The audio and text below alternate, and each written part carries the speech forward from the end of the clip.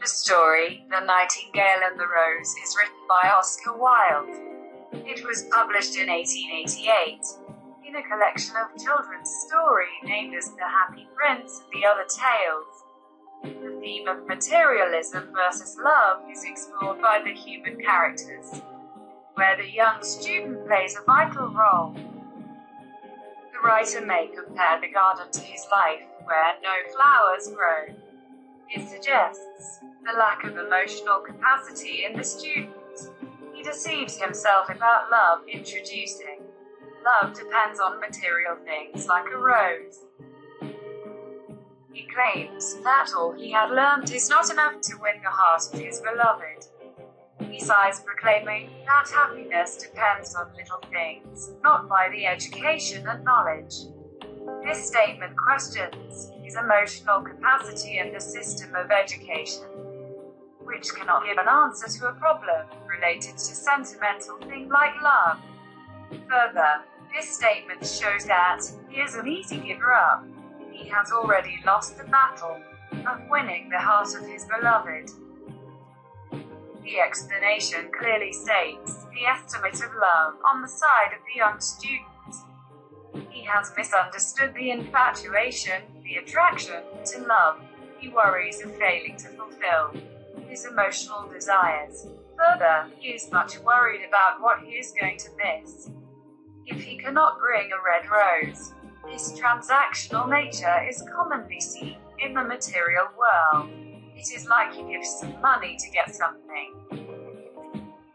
Failing to understand the voice of the nature raises the issue of insensitivity and mechanical thinking. The writer is critical about the education of his time, which had no space for spiritual values. This further shows the impractical nature of the young student, who has only learned things in the books. The thinking of the young man reveals that he is judgmental about elements of nature. It might be because of his education. He seems to be learning much philosophical subjects, rather than aesthetical subjects. He criticizes the nature and arts as of style without any sincerity. Readers can see that his judgments are all wrong about the nightingale, who sacrifices her emotions and blood for what she believes in, as well as she utilizes her art and singing as a medium to impart emotions to the rose. The statement further shows the hollow space in the heart of the young man, which belongs to emotions. His behavior writes an epilogue to what we have discussed earlier. His sense of materialism disappoints him as he lost the bargain.